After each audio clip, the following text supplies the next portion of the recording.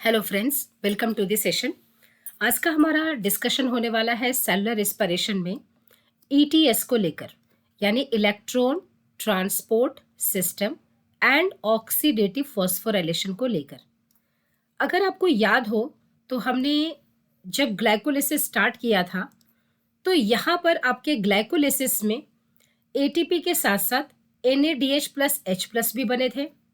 Link reaction में भी आपके पास NADH प्लस H प्लस बने थे एंड क्रेब्स साइकिल में आपके पास NADH plus H plus and FADH2 भी बना था एटीपी के अलावा।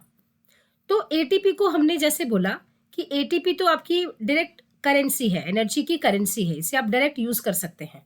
But NADH plus H plus and FADH2 आपके पास एक चेक अमाउंट की तरह है, जो कि प्रोसेसिंग होने के बाद अपनी वर्थ अमाउंट रिलीज करेगी। मतलब एक NADH प्लस H प्लस के पास जो हिडन पोटेंशियल है वो 3 ATP के बराबर है और एक FADH2 के पास हिडन पोटेंशियल 2 ATP के बराबर है। तो ये जो अपना हिडन पोटेंशियल है ये कब रिलीज करेगी? ये रिलीज करने के लिए इनको फर्दर ऑक्सीडाइज करना पड़ेगा और इस प्रोसेस में हम पढ़ेंगे electron transport system and oxidative phosphorylation के अंदर। तो इस कॉन्सेप्ट में यानी कि ईटीएस एंड ऑक्सीडेटिव फॉस्फोराइलेशन के अंदर हम यही पढ़ते हैं कि जो हमारा हिडन पोटेंशियल है NADH प्लस H प्लस, ये जो हमारा बना था इसके पास पोटेंशियल है 3 ATP के बराबर एनर्जी बनाने की, और एक FADH2 की बात करें तो इसके पास पोटेंशियल है 2 ATP के बराबर एनर्जी बनाने की। बट ये पोटेंशियल आखिर ये बनेंगे कब? इसी को पढ़ने के लिए हमें electron transport system and oxidative phosphorylation को पढ़ना होगा। तो अगर आप electron transport system and oxidative phosphorylation बिना glycolysis, link reaction and Krebs cycle की अगर आप पढ़ेंगे तो आपको ये टॉपिक समझने में थोड़ी सी मुश्किल आ सकती है। तो इस टॉपिक को आप तब करें जब आपकी ग्लाइकोलिसिस एंड क्रेब्स साइकिल आपने कर लिया है ना। आज का हमारा पॉइंट डिस्कशन होने वाला है इलेक्ट्रॉन ट्रांसपोर्ट सिस्टम है ऑक्सीडेटिव फॉस्फोराइलेशन को लेकर। इसमें होता क्या है कि ये प्रोसेस कहाँ होगी? सबसे पहली चीज तो हम यहाँ पर क्या देखने वाले हैं, हम यहाँ ये देखने वाले हैं कि आपकी जो NADH प्लस H प्लस है, NADH plus H plus example ले लेते हैं, जैसे NADH प्लस H प्लस, इसका ही जिक्र कर लेते हैं। इसके साथ साथ हम FADH2 का भी डिस्कस कर लेंगे। तो अगर ये फर्दर ऑक्सीडाइज हो जाती है तो आपके पास क्या बनकर निकलेगा? NAD plus plus 2 electrons and 2 protons. चलिए अब बात करते हैं कि ये प्रोसेस होता कहाँ है। अब आपको इसको समझने के लिए माइटोकॉन्ड्रिया के पास जाना पड़ेगा। अब अगर हम माइटोकॉन्ड्रिया की बात करें तो माइटोकॉन्ड्रिया का अगर हम डिस्कशन करें तो इस माइटोकॉन्ड्रिया में ये रहा आपका mitochondria. Suppose this is the outer membrane, ये आउटर माइटोकॉन्ड्रियल मेम्ब्रेन हो गया। ये आपके पास इनर माइटोकॉन्ड्रियल मेम्ब्रेन है जिसके पास जो इनफोल्डिंग्स के फॉर्म्स में है, जिसे आप क्रिस्टे कहते हैं। इस इनफोल्डिंग्स को आप क्रिस्टे कहते हैं। ये रहा इनर माइटोकॉन्ड्रियल मेम्ब्रेन। तो ये है इनर माइटोकॉन्ड्रियल मेम्ब्रेन और इस इनर स्पेस को आप कहते हैं मैट्रिक्स, और outer membrane and inner membrane के इस बीच के स्पेस को आप कहते हैं पेरी माइटोकॉन्ड्रियल स्पेस। तो अगर हम इस पोर्शन को कट करें, यहां से यहां अगर हम कट कर दें तो हमें देखने को मिलेगा कि ये तो साइटोप्लाज्म है, ये तो साइटोप्लाज्म है। उसके बाद यानी कि अगर हम इस पार्ट को कट करें तो हमें क्या क्या देखने को मिलेगा? साइटोप्लाज्म को हम C साइट लिख सकते हैं, ये रहा साइटोप्लाज्म। फिर हमें क्या देखने को मिला? आउटर माइटोकॉन्ड्रियल मेम्ब्रेन, यानी कि इसके बाद क्या आएगा? Outer mitochondrial membrane. इसके बाद हमें क्या मिलेगा? Peri mitochondrial space, peri mitochondrial space. इसके बाद हमें क्या मिलेगा? इसके बाद हमें मिलेगा inner mitochondrial membrane. Inner mitochondrial membrane. और इनर माइटोकॉन्ड्रियल के मेम्ब्रेन के बाद अब हमें क्या मिल जाएगा? मैट्रिक्स। यानी कि यहां पर हम बात कर रहे हैं मैट्रिक्स की। चलिए, ये पॉइंट तो आपको समझ में आ गया। यानी कि ये लेवलिंग आपको समझ में आनी जरूरी है, तभी आपको समझ में आएगा कि किस जगह पर कौन सा इवेंट चल रहा है। सॉरी। अब अगर आप याद करें तो आपकी ये जो NADH प्लस H प्लस का फॉर्मेशन हुआ कहाँ था? क्रेब्स साइकिल कहाँ रन की गई थी? मैट्रिक्स में। ठीक है। लिंक रिएक्शन कहाँ हुआ था? मैट्रिक्स में। ग्लाइकोलिसिस तो हुई थी साइटोप्लाज्म में, लेकिन उसके NADH प्लस H प्लस को कहाँ लाया गया था? मैट्रिक्स में। FADH2 का फॉर्मेशन क्रेब्स साइकिल में हुआ था, वो कहाँ हुआ था? मैट्रिक्स में। तो अगर हम यहाँ पर देखकर चले कि NADH प्लस H प्लस ही है आपके सामने, तो इसका फर्दर ऑक्सीडेशन कहाँ होगा? मैट्रिक्स में। NAD plus and 2 electron and 2 protons में टूट गए। अब ये NAD प्लस तो वापस से तैयार है, या तो आप कह लें क्रेब्स साइकिल में, लिंक रिएक्शन में, क्योंकि इसकी जरूरत पड़ रही थी, तो उसके लिए दोबारा से रीजनरेट हो चुका है। दोबारा से इसकी रीजनरेशन हो चुकी है, तो ये रीजनरेट हो गया। अब मुद्दे वाली बात है इस 2 इलेक्ट्रॉन को लेकर एंड 2 प्रोटॉन्स को लेकर। अब इनकी कहानी समझने के लिए आपको एक बात समझनी होगी। इस इनर माइटोकॉन्ड्रियल मेम्ब्रेन को आपको अच्छे से समझना होगा। होता क्या है कि इनर माइटोकॉन्ड्रियल मेम्ब्रेन के अंदर कुछ कॉम्प्लेक्सेस होते हैं, कॉम्प्लेक्स, और वो कॉम्प्लेक्स इस इनर माइटोकॉन्ड्रियल मेम्ब्रेन में इस तरीके से अरेंज है, और इसका लेवलिंग आपको याद रखना पड़ेगा। पहले complex 1, then complex 3, then complex 2, फिर आता है कॉम्प्लेक्स 4 एंड अंत में आपके पास मिलेगा कॉम्प्लेक्स 5। ठीक। और यहां पर आपको मिलेगा ऑक्सीजन।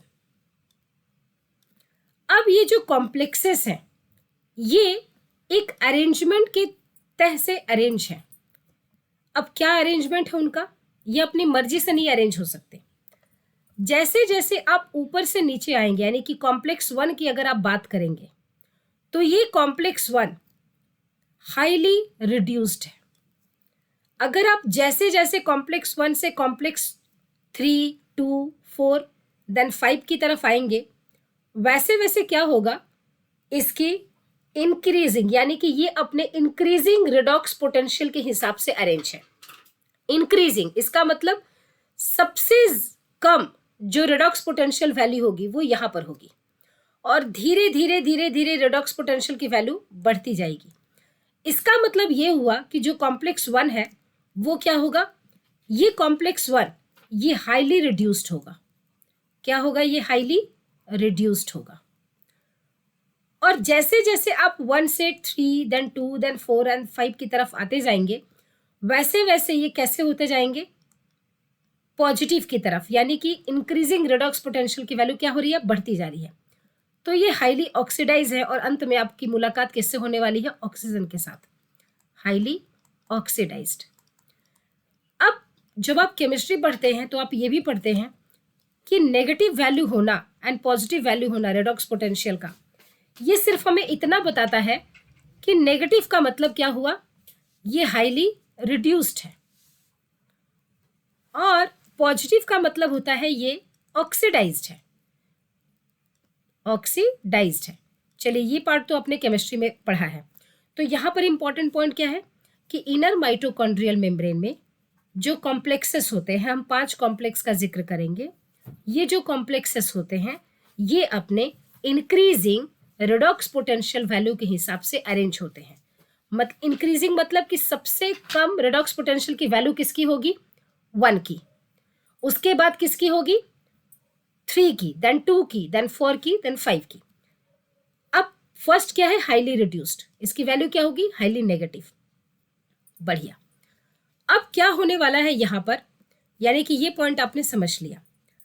अब आपको इतना ध्यान रखना है इन कॉम्प्लेक्सेस के बारे में। अगर हम देखें कि आखिर ये कॉम्प्लेक्सेस होते कौन कौन से हैं, तो एक चीज तो हमने यहां देखा कि इस इनर माइटोकॉन्ड्रियल मेम्ब्रेन में जो कॉम्प्लेक्सेस अरेंज्ड है, ये according to their redox potential value के हिसाब से अरेंज है।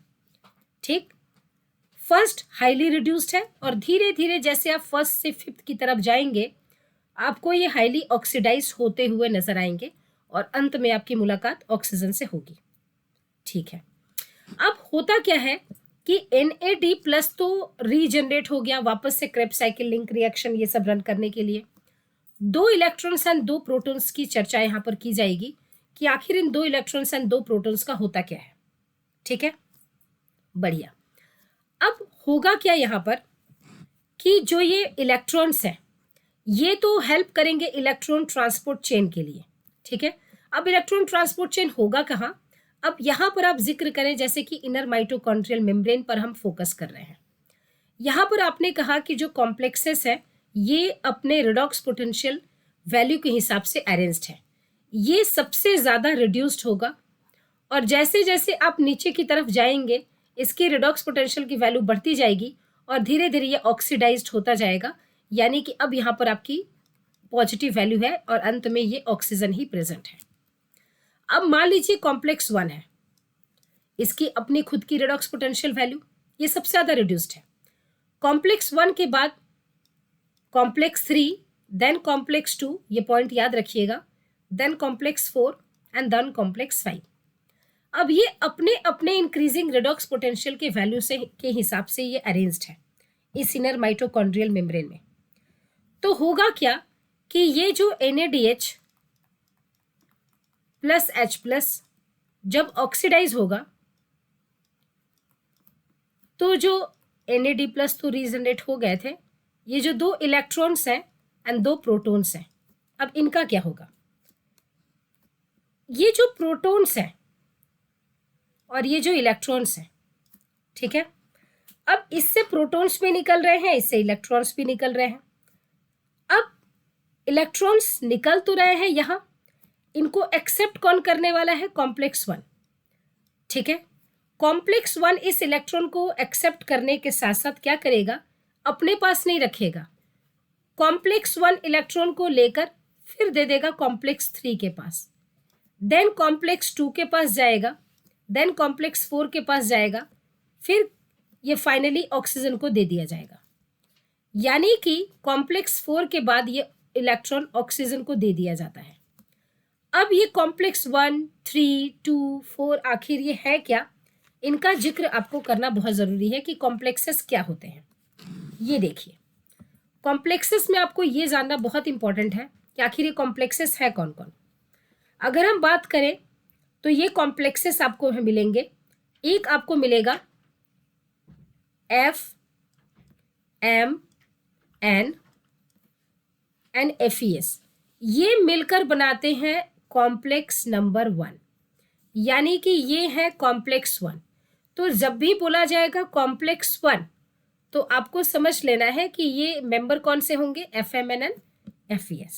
ठीक है, उसके बाद बात की जाएगी कॉम्प्लेक्स 2 की।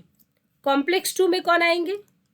FAD एंड FES, ये मिलकर बनाते हैं कॉम्प्लेक्स 2। कॉम्प्लेक्स 2 मेंबर बहुत इंपॉर्टेंट है। उसके बाद आता है साइटोक्रोम B, ये अरेंजमेंट ऐसे ही आप याद करेंगे, cytochrome B, then FES, then cytochrome C1, यानी B, FES, देन C1। आप B की जगह C1 देन FES B नहीं करेंगे, ये ऑर्डर, ये सीक्वेंस आप ऐसे ही याद करेंगे। ये ऐसे ही कॉम्प्लेक्स अरेंज होते हैं और ये बनाते हैं कॉम्प्लेक्स 3, इंपॉर्टेंट। उसके बाद आता है आपके पास cytochrome A, cytochrome A3, cytochrome A3 भी हम लिख सकते हैं, बहुत सारे बुक्स में आपको मेंशन मिलेगा, गलत नहीं है। ये बनाएगा कॉम्प्लेक्स 4, कॉम्प्लेक्स 4। उसके बाद सबसे अंत में आप देखेंगे कि F0, F1, ये मिलकर बना देते हैं कॉम्प्लेक्स 5। कॉम्प्लेक्स 5 जो इलेक्ट्रॉन ट्रांसपोर्ट सिस्टम, जो इलेक्ट्रॉन ट्रांसपोर्ट चेन चलेगा, वो उसमें सिर्फ ये कॉम्प्लेक्सेस अरेंज होंगे 4 तक। यहीं पर इलेक्ट्रॉन ट्रांसपोर्ट होगा। प्रोटॉन आएगा आपके F0 F1 से, वो हम अभी डिस्कस करेंगे। यानी कि इलेक्ट्रॉन का कोई लेना देना नहीं है F0 एंड F1 से। अब यहाँ पर 2 पॉइंट्स और आप पढ़ेंगे, बहुत इंपॉर्टेंट है, वो ये नोट पॉइंट है। आप यहाँ जिक्र करेंगे एक यूबिक्विनोन का, ठीक है, और आप बात करेंगे एक साइटोक्रोम सी का। साइटोक्रोम सी जो है ये क्या है, ये मोबाइल है, ठीक है। और ये जो यूबिक्विनोन है, यूबिक्विनोन, इसके बारे में भी हम जिक्र करेंगे यहाँ पर कि यूबिक्विनोन ये एक कोएंजाइम है, ये एक कोएंजाइम की तरह बिहेव करता है, ठीक है। ये एक मोबाइल इलेक्ट्रॉन कैरियर है, कोएंजाइम है, मोबाइल इलेक्ट्रॉन कैरियर है यूबिक्विनोन। ये हम रिलेशन पढ़ेंगे, जैसा हमने फोटोसिंथेसिस में क्लोरोप्लास्ट में प्लास्टोक्विनोन को देखा था, वही रोल यहाँ पर यूबिक्विनोन रोल प्ले करता है आपके माइटोकॉन्ड्रिया में। अब हम बात करते हैं यहाँ पर, यानी कि ये प्रोसेस ETS की प्रोसेस अब चलती कैसे है, उसका जिक्र अभी हमें करना है। देखिए ये डायग्राम आपको अपने स्क्रीन पर दिख रहा होगा और इससे हम अच्छे से समझ सकते हैं। यहाँ पर मैट्रिक्स में क्या हुआ, इस NADH+H+ का ऑक्सीडेशन हुआ। NAD+ तो रेडी है, वापस से रीजनरेट हो गए। हमें कहानी का जिक्र करना है प्रोटॉन्स को लेकर एंड इलेक्ट्रॉन्स को लेकर। ये है कॉम्प्लेक्स 1। कॉम्प्लेक्स 1 में कौन है, FMN एंड FES, पहले से लिख के रखा है आपके लिए ना। अब ये होगा क्या, यहाँ से जो FMN है एंड FES है, ये कॉम्प्लेक्स 1 बना रहे हैं। अब यहाँ पर जैसे ही होगा, ये क्या करेंगे, ये इलेक्ट्रॉन्स जो है, ये जो 2 इलेक्ट्रॉन्स हैं, ठीक है, इनको सबसे पहले FMN पिक करेगा और देन उस इलेक्ट्रॉन को किसको दे दिया जाएगा, FES के पास। यानी अब ये इलेक्ट्रॉन किसके पास आ गया, FES के पास। ये यहाँ पर इंपॉर्टेंट पॉइंट है, ठीक। यानी कि अब ये इलेक्ट्रॉन किसके पास आ चुका है, FES के पास, 2 इलेक्ट्रॉन। ये कॉम्प्लेक्सेस का आपको दिमाग में ये रखना है कि कॉम्प्लेक्सेस इलेक्ट्रॉन्स को तो लेंगे और उस इलेक्ट्रॉन से ये ETS रन करवाएंगे। ETS की प्रोसेस कहाँ रन करेगी, इनर माइटोकॉन्ड्रियल मेम्ब्रेन में, इलेक्ट्रॉन ट्रांसपोर्ट चेन। लेकिन प्रोटॉन्स को ये क्या करते हैं, प्रोटॉन्स को लेकर ये पंप कर देते हैं, कहाँ पर, तो प्रोटॉन्स को ये पंप कर देंगे पेरी माइटोकॉन्ड्रियल स्पेस में। ये जब इलेक्ट्रॉन्स लेंगे उस वक्त ये क्या करेंगे, प्रोटॉन्स को क्या करेंगे, प्रोटॉन्स को ये पंप कर देंगे पेरी माइटोकॉन्ड्रियल स्पेस में। तो इलेक्ट्रॉन्स को लेकर ये ETS की प्रोसेस चलाएंगे एंड प्रोटॉन्स को ये पंप कर देते हैं कहाँ पर, PMS में, यानी कि पेरी माइटोकॉन्ड्रियल स्पेस में। तो ये कहानी हुई कॉम्प्लेक्स 1 की। अब कॉम्प्लेक्स 1 के बाद ये इलेक्ट्रॉन कहाँ जाएगा, ये इलेक्ट्रॉन जाएगा इस कॉम्प्लेक्स 1 के बाद यहाँ पर, यानी कि यहाँ कौन है, ये इलेक्ट्रॉन को लेगा यूबिक्विनोन। इंपॉर्टेंट, कौन लेगा, यूबिक्विनोन। अब ये इलेक्ट्रॉन किसके पास चले गए, इलेक्ट्रॉन्स आ गए हैं यूबिक्विनोन के पास, इलेक्ट्रॉन्स आ गए हैं यूबिक्विनोन के पास, 2 इलेक्ट्रॉन्स आ गए इसके पास। अब जब ये 2 इलेक्ट्रॉन्स इस यूबिक्विनोन के पास आ जाएंगे, यूबिक्विनोन 2 काम करता है, क्या करेगा, एक तो ये इलेक्ट्रॉन्स को तो ले रहा है और ये यूबिक्विनोन भी मैट्रिक्स से प्रोटॉन्स को पंप कर देता है, कहाँ पर, PMS की तरफ। तो यूबिक्विनोन यहाँ से क्या करेगा, यहाँ से यूबिक्विनोन भी प्रोटॉन को पंप करता है। अब एक चीज और, जैसे ही FES से 2 इलेक्ट्रॉन्स यूबिक्विनोन को मिले थे, वैसे ही ये कॉम्प्लेक्स 1 और प्रोटॉन्स को लेकर, यानी कि एक्स्ट्रा प्रोटॉन्स को लेकर, और क्या कर देगा, ये प्रोटॉन्स को लेकर फिर से वापस पंप कर देगा किसमें, तो फिर से पंप कर देगा PMS में। यहाँ पर ये NCERT में दिखाया गया है डायग्राम, अगर आप देखें तो इस डायग्राम में आप देख पाएंगे कि जब ये कॉम्प्लेक्स 1 2 इलेक्ट्रॉन को दे रहा है, देख पा रहे हैं आप, ये FES से जब ये आ रहा है 2 इलेक्ट्रॉन्स, तब तक 4 प्रोटॉन्स, 2 प्रोटॉन एंड ये देख पा रहे हैं आप, ये 2 प्रोटॉन्स यहाँ पर पंप कर दिए गए हैं। ये 2 प्रोटॉन्स यहाँ से यहाँ आ गए और 2 प्रोटॉन्स और आ गए हैं। तो जब जैसे ही FeS से 2 इलेक्ट्रॉन्स आए हैं यूबिक्विनोन के पास, वैसे ही 4 प्रोटॉन्स पंप हो गए हैं पेरी माइटोकॉन्ड्रियल स्पेस में। ये इंपॉर्टेंट है कि 2 इलेक्ट्रॉन जब कॉम्प्लेक्स देता है FeS के बाद यूबिक्विनोन में, तब तक 4 प्रोटॉन्स पंप कर दिए जाते हैं PMS में। ये यहाँ पर डायग्राम के थ्रू इसने शो किया है। आप देख पा रहे हैं इलेक्ट्रॉन्स तो 2 ही मूव कर रहे हैं, लेकिन प्रोटॉन्स 4 मूव कर गए हैं PMS में। इंपॉर्टेंट, यहाँ पर ये लाइन NCERT की लाइन है। अब आप यहाँ देखें कि ये इलेक्ट्रॉन्स कहाँ आ गए हैं, यूबिक्विनोन के पास।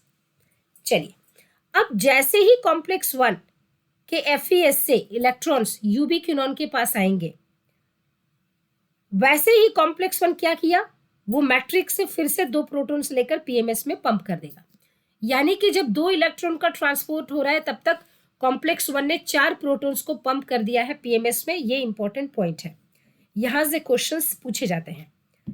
अब कॉम्प्लेक्स 1 में एक हाइड्रोजन कैरियर है, वो मैट्रिक्स से 2 प्रोटॉन्स को लेकर PMS में डाल देता है। चलिए, बढ़िया, यानी कि ये पॉइंट आपको समझ में आ गया कि 2 इलेक्ट्रॉन्स एंड 4 प्रोटॉन्स का कॉन्सेप्ट। अब ये इलेक्ट्रॉन्स कहाँ आ गया है, यूबिक्विनोन के पास। ठीक है, अब ये यूबिक्विनोन क्या होगा, यहां से इसने प्रोटॉन्स, यहां से इसने इलेक्ट्रॉन्स लिए हैं यूबिक्विनोन ने। अब ये यूबिक्विनोन इलेक्ट्रॉन्स लेकर ये क्या करेगा, अब ये हो गया है और ये प्रोटॉन्स भी ले रहा है, और ये क्या हो जाएगा, इसको आप बोलेंगे ये किस में कन्वर्ट हो जाएगा, UQH2 में। ये लिखा हुआ है UQH2। तो यूबिक्विनोन क्या हो जाएगा, अब आप इसको क्या बोलेंगे, UQH2। अब ये क्या हो गया, ये हो गया है रिड्यूस्ड फॉर्म ऑफ यूबिक्विनोन। ठीक है, और इसे आप कहेंगे UQH2 को आप कहेंगे यूबिक्विनोल।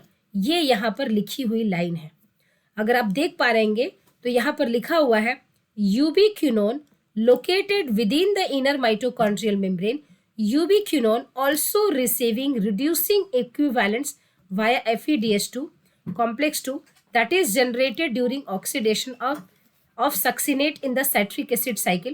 The reduced ubiquinone, इसको NCERT क्या कहती है, यूबिक्विनोल। देख पा रहे हैं आप यहाँ पर, ये है यूबिक्विनोल। यानी कि अगर क्वेश्चन आ जाए कि यूबिक्विनोल क्या है, तो यूबिक्विनोल रिड्यूस्ड फॉर्म है यूबिक्विनोन का। बहुत ही इंपॉर्टेंट क्वेश्चन यहां से फ्रेम किया जा सकता है। बढ़िया, अब अगर आप देखें तो ये क्या हो गया है, ये बन गया है यूबिक्विनोल। ठीक है, UQH2 क्या बन गया, यूबिक्विनोल। ठीक, अब ध्यान रखने वाली बात ये है कि ये क्या करेगा, ये कॉम्प्लेक्स 3 को अपने 1 इलेक्ट्रॉन्स देगा। अब आप कहेंगे कि ये 1 इलेक्ट्रॉन क्यों देगा, अब ये क्या करेगा, 1 इलेक्ट्रॉन कॉम्प्लेक्स 3 को देगा। अब याद कीजिए कॉम्प्लेक्स 3 में कौन था, कॉम्प्लेक्स 3 में है cytochrome B, FeS, cytochrome C1। और आप इसी सीक्वेंस में याद रखेंगे, साइटोक्रोम B कौन है, साइटोक्रोम B, देन कौन है, FeS, देन कौन है, साइटोक्रोम, आप देखें C1 दिख रहा है ना, साइटोक्रोम C1। अब ये साइटोक्रोम B के पास 1 इलेक्ट्रॉन देगा, 1 इलेक्ट्रॉन आया यूबिक्विनोन के पास। अब आप कहेंगे कि यूबिक्विनोन को तो 2 इलेक्ट्रॉन्स मिले थे, इसने साइटोक्रोम यानी कॉम्प्लेक्स 3 के साइटोक्रोम B को 1 इलेक्ट्रॉन क्यों दिया। यहाँ पर बात यह है कि इस जगह पर आप एक साइकिल पढ़ते हैं जिसे आप कहते हैं यूबिक्विनोन साइकिल। वो साइकिल रन करवाता रहेगा UQ टू UQH2, यानी कि यूबिक्विनोन टू यूबिक्विनोल में साइकिल ये रन करती रहती है, और इसके लिए 1 इलेक्ट्रॉन्स की इसकी ज़रूरत पड़ती रहती है।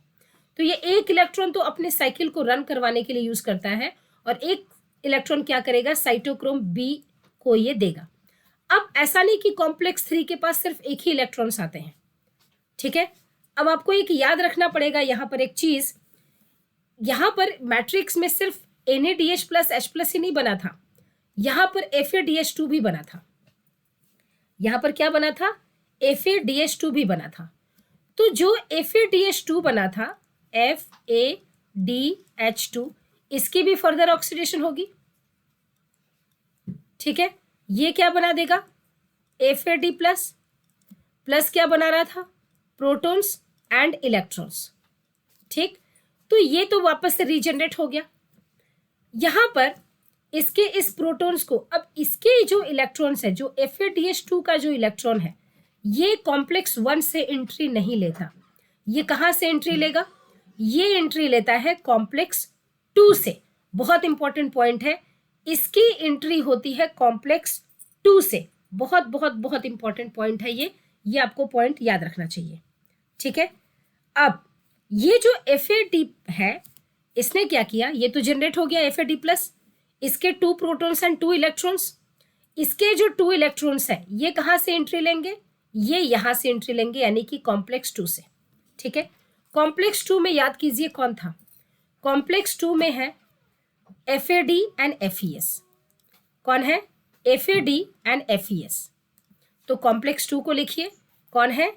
FAD एंड FES, ये कॉम्प्लेक्स 2 के पार्ट है।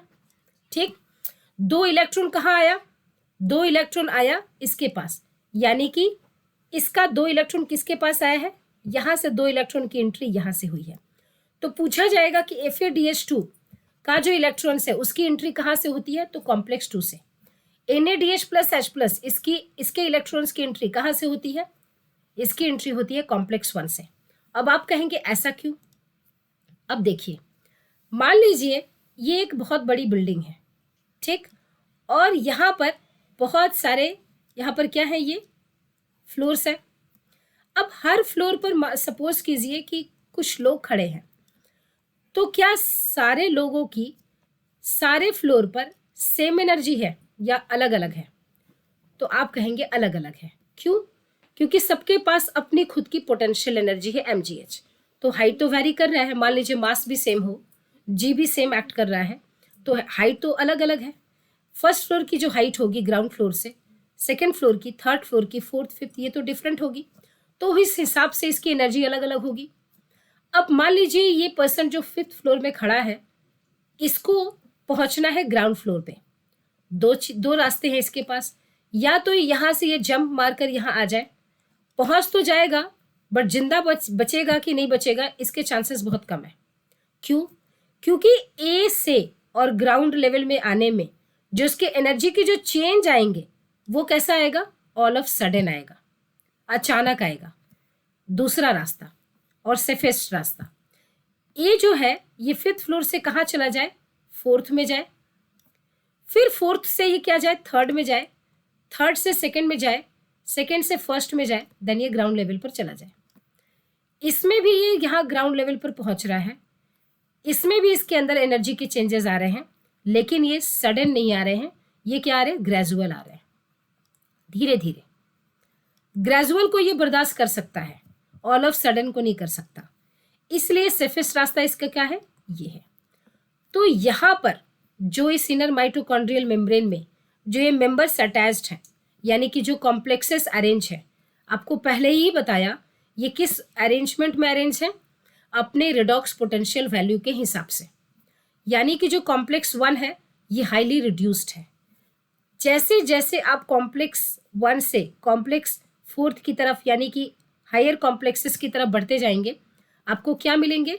कि इनकी जो रिडॉक्स पोटेंशियल की वैल्यू है वो बढ़ रही है, यानी कि हाईली रिड्यूस्ड है। उसके बाद धीरे धीरे धीरे धीरे ये ऑक्सीडाइज होते जा रहे हैं। आपको पहले भी बताया, रिड्यूस्ड है नेगेटिव पोटेंशियल, यानी कि वो हाईली रिड्यूस्ड है। पॉजिटिव, ये आपने केमिस्ट्री में पढ़ा होगा, वो हाईली ऑक्सीडाइज है। और धीरे धीरे आपकी मुलाकात किससे होने वाली है? ऑक्सीजन से। चलिए, तो इसीलिए यहाँ पर FADH2 क्यों यहाँ पर एंट्री कर रहा है? सबकी पोटेंशियल अलग है, इसकी पोटेंशियल इसके साथ मैच कर रही है, इसलिए यहाँ पर आएगा, यानी कि कॉम्प्लेक्स 2 के पास आएगा। तो अब आई थिंक आपको प्रॉब्लम नहीं होगी कि इसका इलेक्ट्रॉन कहाँ से एंट्री कर रहा है? कॉम्प्लेक्स 2 में। ये इंपॉर्टेंट पॉइंट है, यहाँ पर आप नोट करेंगे। NaDH प्लस H प्लस की कॉम्प्लेक्स 1 पे। अब यहाँ पर अगर एक चीज करें तो यहाँ पर एक बहुत इंपॉर्टेंट एंजाइम है जिसका नाम है सक्सिनेट डिहाइड्रोजिनेज। कौन है? Succinate dehydrogenase. डिहाइड्रोजिनेज ये एक इतना इंपॉर्टेंट एंजाइम है, कई बार क्वेश्चन में पूछा जा चुका है कि ये मैट्रिक्स में नहीं होता, ये कहाँ प्रेजेंट होगा? इनर माइटोकॉन्ड्रियल मेम्ब्रेन में। ठीक है, यही इकलौता एक ऐसा एंजाइम है जो कि माइटोकॉन्ड्रिया के इनर मेम्ब्रेन में प्रेजेंट होता है, मैट्रिक्स में प्रेजेंट नहीं होता है। ये क्रेब्स साइकिल का एंजाइम, बट प्रेजेंट कहाँ होगा? प्रेजेंट होगा इनर माइटोकॉन्ड्रियल मेम्ब्रेन में। इकलौता एक ऐसा एंजाइम है, तो ये बहुत इंपॉर्टेंट है एग्जामिनेशन पॉइंट ऑफ व्यू से। नाउ अब यहाँ पर अगर हम देखें तो ये 2 इलेक्ट्रॉन्स यहाँ पर आए हैं FADS से, यानी कि FAD के पास से FES के पास। अब यहाँ से ये 2 इलेक्ट्रॉन्स जो हैं, 2 इलेक्ट्रॉन्स कहाँ मूव कर दिए जाएंगे? ये इलेक्ट्रॉन्स मूव कर दिए जाएंगे अगेन, यहाँ पर आपको मिलेगा यूबिक्विनोन, ठीक है, जो इस इलेक्ट्रॉन को लेगा। ठीक, वापस से यूबिक्विनोल, यानी कि यूबिक्विनोल और यूबिक्विनोल ये एक रिड्यूस्ड फॉर्म है, आपको जैसे बताया। अब यहाँ पर भी एक यूबिक्विनोन की साइकिल चलेगी, जिसके लिए इसको 1 इलेक्ट्रॉन की जरूरत होगी। तो 1 इलेक्ट्रॉन तो ये अपने पास रख लेगा और 1 इलेक्ट्रॉन ये किसको दे देगा? साइटोक्रोम बी के पास। अब आप देखिए कॉम्प्लेक्स 3 में अगर आप ध्यान दें तो 1 इलेक्ट्रॉन इस यूबिक्विनोन से आ रही है और 1 इलेक्ट्रॉन यहाँ से आ रहा है, तो अल्टीमेटली वापस से कॉम्प्लेक्स 3 के पास कितने इलेक्ट्रॉन्स आ गए? 2 इलेक्ट्रॉन। अब ये 2 इलेक्ट्रॉन्स कहाँ जाएंगे? साइटोक्रोम बी से FES के पास, FES से साइटोक्रोम C1 के पास। ठीक है, अच्छा अब क्या होगा यहाँ पर? कॉम्प्लेक्स 3 के बाद आपने कॉम्प्लेक्स 2 की भी कहानी पढ़ ली है। अब ये जो इलेक्ट्रॉन्स है ये कहाँ जाएंगे? कॉम्प्लेक्स 4 के पास जाएंगे। अब आपको यहाँ पर एक पॉइंट ध्यान रखना है कि यहाँ से इलेक्ट्रॉन्स जाने हैं कहाँ पर? यहाँ से जाने हैं इलेक्ट्रॉन्स कॉम्प्लेक्स 4 के पास। कॉम्प्लेक्स 4 का मेंबर कौन है? कॉम्प्लेक्स 4 का मेंबर है साइटोक्रोम A3। ठीक है, कौन है इसका मेंबर? साइटोक्रोम A3, यानी कि इसका मेंबर है साइटोक्रोम A3। आप A3 भी लिख सकते हैं, A3A नहीं लिख सकते, A3 यानी कि A पहले फिर A3, ऐसा आप लिख सकते हैं। अब ये जो इलेक्ट्रॉन्स हैं, यहाँ के जो इलेक्ट्रॉन्स हैं यानी कि जो पिक किए गए हैं, ये यहाँ कॉम्प्लेक्स 4 में डायरेक्टली नहीं आ सकते। ठीक, अब यहाँ पर एक पॉइंट नोट करने वाली चीज़ ये है कि ये जो इलेक्ट्रॉन्स हैं साइटोक्रोम C1 के बाद यहाँ कॉम्प्लेक्स 4 में डाले जाएंगे, लेकिन अब ये कॉम्प्लेक्स 3 और कॉम्प्लेक्स 4 के रिडॉक्स पोटेंशियल की वैल्यू में काफ़ी डिफरेंस है, बहुत डिफरेंस है। इसीलिए कॉम्प्लेक्स 3 का इलेक्ट्रॉन कॉम्प्लेक्स 4 में डायरेक्टली नहीं आएगा। ठीक है, अब कोई हेल्प करेगा, ये हेल्प करेगा साइटोक्रोम C। याद रखेंगे साइटोक्रोम C। साइटोक्रोम C क्या है? ये एक स्मॉल प्रोटीन है। ठीक है, तो एक साइटोक्रोम C एक स्मॉल प्रोटीन है जो माइटोकॉन्ड्रिया की इनर माइटोकॉन्ड्रियल मेम्ब्रेन के PMS वाली साइड में, अगर आप देखें किधर है ये? PMS वाली साइड में। NCERT लिखती है cytochrome C is present towards the outer side of the inner mitochondrial membrane. Outer side मतलब PMS की तरफ।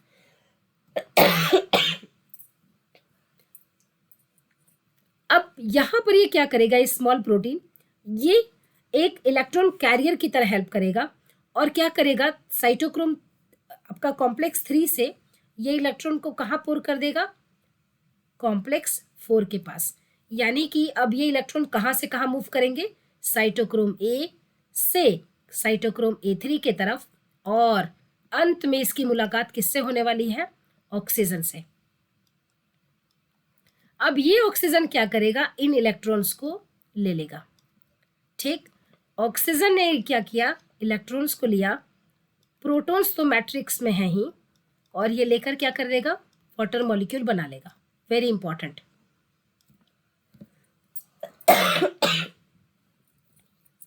यही है यहाँ पर ये जो इनर माइटोकॉन्ड्रियल मेम्ब्रेन में जो आपने इलेक्ट्रॉन्स का ट्रांसपोर्ट देखा, यही था ये प्रोसेस जिसे आप कहते हैं इलेक्ट्रॉन ट्रांसपोर्ट चेन या electron transport system.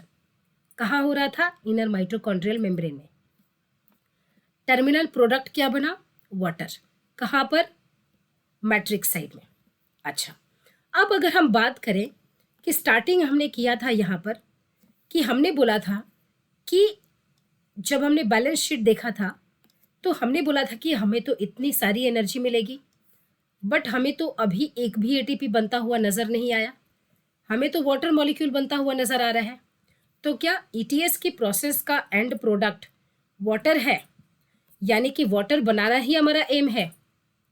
Answer is no. Water बना है प्रोडक्ट, लेकिन ईटीएस का मेन प्रोडक्ट, ऑक्सीडेटिव फॉस्फोराइलेशन का मेन प्रोडक्ट वाटर बनाना नहीं, बल्कि जो NADH+H+ एंड FeDH2 के पास जो हिडन पोटेंशियल है, उन पोटेंशियल को हार्नेस करना है एटीपी के फॉर्म में, एनर्जी बनाना है। वो तो अभी तक बना नहीं, अब वो कैसे बनेगा? देखिए, जब आप ये पढ़ रहे थे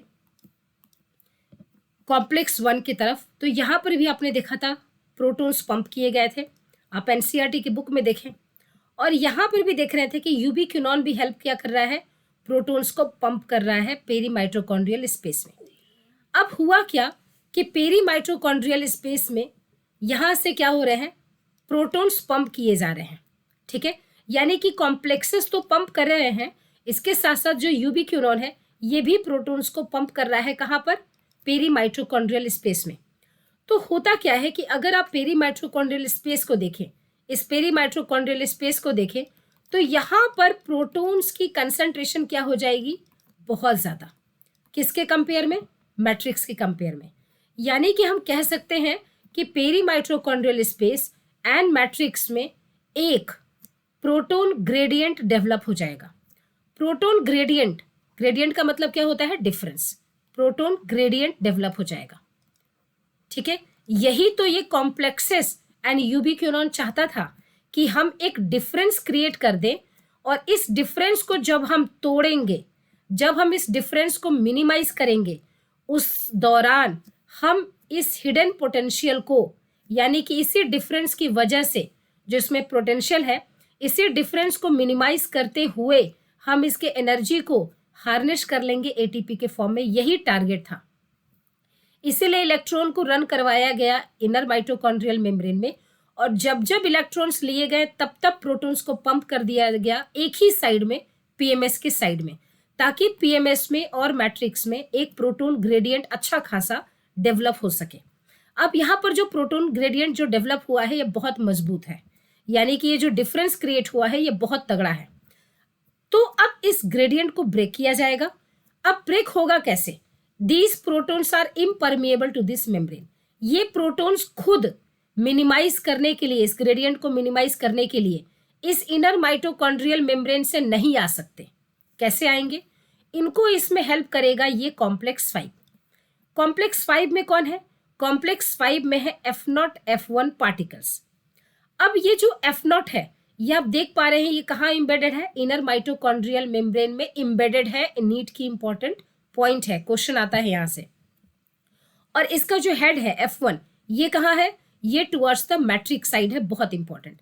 एक्चुअली जो ये F1 है ये कैसा बिहेव करता है? एटीपी सिंथेज की तरह। आप कह सकते हैं एटीपीज की तरह या एटीपी सिंथेज एंजाइम की तरह ये बिहेव करता है। तो जब ये प्रोटॉन्स ये फैसिलिटेट किए जाएंगे, यानी कि ये जो F0 है एंड F1 है, ये क्या करेगा? ये कहेगा कि हमारी तरफ से आप यहाँ से प्रोटॉन्स जा सकते हो। तो प्रोटॉन्स जब यहाँ से जाएंगे तो इनके इस हिडन पोटेंशियल को ये F1 क्या करता है? एटीपीज की तरह बिहेव करेगा और एडीपी में इनऑर्गेनिक फॉस्फेट ऐड करवाकर यहाँ पर एटीपी की सिंथेसिस करवा लेगा। अब बन जाएगा एटीपी। अब पॉइंट कर, जो मुद्दे वाली बात ये है कि पूरे कॉम्प्लेक्सेस 1, 3, 2, 4 से लेकर, यानी कि 1, 2, 3, 4 में तक ही इलेक्ट्रॉन ईटीसी की प्रोसेस चलती है। ईटीएस की प्रोसेस, यानी कि इलेक्ट्रॉन का ट्रांसपोर्ट कॉम्प्लेक्स 5 में नहीं होता। कॉम्प्लेक्स 5 से कौन जाता है? कॉम्प्लेक्स 5 से प्रोटॉन्स जाते हैं, और तभी इनकी इस एनर्जी को हार्नेस कर लिया जाता है एटीपी के फॉर्म में, क्योंकि F1 बिहेव करता है एटीपीज की तरह, या आप कह सकते हैं एटीपी सिंथेज की तरह। ये इसका इंपॉर्टेंट पॉइंट है। अब आप चले अगर एनसीईआरटी की बुक पर, तो यहाँ पर ये एनसीईआरटी कहती है the following steps in the respiratory process are to release and utilise energy. कहाँ पर जो स्टोर्ड है, जो कि स्टोर्ड है NADH+H+ एंड FADH2 के पास। This is accomplished when they are oxidized। ये तभी हो पाएगा जब वो फर्दर कंप्लीटली ऑक्सीडाइज हो। कहाँ होते हैं? Electron transport system and electron are passed on to O2। कहाँ इलेक्ट्रॉन्स को ETC की प्रोसेस चलेगी और वो इलेक्ट्रॉन्स अल्टीमेटली किसको दे दिए जाते हैं? ऑक्सीजन को। और क्या रिजल्टिंग प्रोडक्ट बनता है? H2। Very important point. The metabolic pathway through which the electron passes from one carrier to another is called electron transport system, ETS। कहाँ चल रही थी? इनर माइटोकॉन्ड्रियल मेम्ब्रेन में। आप देख पा रहे हैं ये इनर माइटोकॉन्ड्रियल में ETS की प्रोसेस चल रही है। बढ़िया। अब यहाँ पर अगर आप देखें, ठीक है, तो यहाँ पर अगर आप देखें ये यूबिक्विनोल और क्विनोल का डिस्कशन हमने ऑलरेडी कर लिया है ना। अब इसमें आपको सिर्फ ये बताया गया है वही कॉम्प्लेक्सेस, वही अरेंजमेंट जो हमने आपको यहाँ पर बताया कि किस तरह से इलेक्ट्रॉन्स कहाँ से कहाँ भेजे जा रहे हैं। यहाँ पर भी वही नाम लिया गया है, ठीक है। और उसके बाद आप देख पाएंगे कि the number of ATP molecule synthesised depends on the nature of the electron donor, कि इलेक्ट्रॉन डोनर है कौन। अगर वो NADH+H+ है, NADH+H+ है, तो इससे 3 ATP की एनर्जी मिलेगी हमें। कितनी ATP मिलेगी? 3 ATP, यानी कि एक NADH+H+ हमें 3 ATP के बराबर एनर्जी देगा। और अगर इलेक्ट्रॉन डोनर, आप देख सकते हैं NADH+H+ gives rise to 3 molecules of ATP, while that of 1 molecule of FADH2 produces 2 molecules of ATP, यानी कि अगर FADH2 है तो वो 2 ATP। ये नीट 2022 का क्वेश्चन था। Although the aerobic process of respiration takes place only in the presence of oxygen, the role of oxygen is limited to the terminal stage of the process. Yet, the presence of oxygen is vital since it drives the whole process by removing hydrogen from the system. Oxygen acts as the final hydrogen acceptor, very, very important point. ठीक है? Unlike photophosphorylation, where it is the light energy that is utilized for the production of proton gradient required for phosphorylation in respiration, it is the energy of oxidation reduction utilized for the same process. It is for this reason that the process is called oxidative phosphorylation। आप देख पा रहे होंगे यहाँ पर जो हमने पूरी मेथड बताई। यहाँ पर अंत में ये जो कॉम्प्लेक्स 5 था, इसमें आप देख पा रहे हैं F0, ये कहाँ इम्बेडेड है? इनर माइटोकॉन्ड्रियल मेम्ब्रेन में। F1 किधर है? मैट्रिक्स साइड में। ये जो F1 है किसकी तरह बिहेव कर रहा है? ATP सिंथेस की तरह। यानी कि ये क्या करेगा? ये देख पा रहे हैं आप, यहाँ पर लिखा हुआ ATP सिंथेस कॉम्प्लेक्स 5, ठीक है। और ये किस में हेल्प करता है? ATP के सिंथेसिस में। तो क्या किया इसने? ADP को इनऑर्गेनिक फॉस्फेट्स के साथ ऐड करवा के क्या बनवा दिया? ATP बना दिया, ठीक है। चलिए, बहुत बढ़िया। और यही है पूरा का पूरा प्रोसेस, यानी कि इलेक्ट्रॉन ट्रांसपोर्ट चेन। जब आप electron transport system and oxidative phosphorylation पूरा आपने देख लिया इसे, तब जाकर आप ये बैलेंस शीट अगर आप कर पाए तो आप देखेंगे कि कितनी एक ग्लूकोज से आपके पास कितनी सारी एनर्जी बनी। तो आपके पास टोटल बना है 38 ATP। जो 2 ATP हमने ग्लाइकोलिसिस में लगाया था उसको माइनस करके, क्योंकि वैसे अगर आप माइनस नहीं करेंगे तो आपके पास ये आंसर आएगा 40, लेकिन 2 स्टार्टिंग में आपने खर्च किए थे उससे आप माइनस कर देंगे, तब जाकर आपको मिलेगा कि 38 ATP मिला है हमें, ठीक है। तो ये थी पूरी की पूरी process electron transport system and oxidative phosphorylation को लेकर। होप सो आपको ये समझ में आया होगा। स्टिल अगर आपको डाउट हो तो आप कमेंट सेक्शन का यूज़ कर सकते हैं। जो हमारी नेक्स्ट वीडियो आएगी, एक लास्ट वीडियो में ये पूरा चैप्टर खत्म हो जाएगा। वो वीडियो आएगी आपकी रेस्पिरेटरी बैलेंस शीट को लेकर। इसमें हम डिस्कस करेंगे कितने ATP बन रहे हैं। यहाँ पर 36 ATP का जो जिक्र किया गया है, यानी कि 38 से 2 और कम, ये 2 क्यों लगे हैं, इसका जिक्र हम करेंगे। उसके बाद हम बात करेंगे एम्फीबॉलिक पाथवे का, ये क्या होता है। और बाद में हम डिस्कशन करेंगे रेस्पिरेटरी क्वेश्चन का, यानी RQ वैल्यू की। ये RQ का ये फॉर्मूला है और RQ वैल्यू सारे सबस्ट्रेट्स के लिए अलग अलग होता है। वो वैल्यू क्या है उसका पूरा डिटेल डिस्कशन हम अपने नेक्स्ट वीडियो में करेंगे। मिलते हैं अपने नेक्स्ट वीडियो में, तब तक take care and bye bye.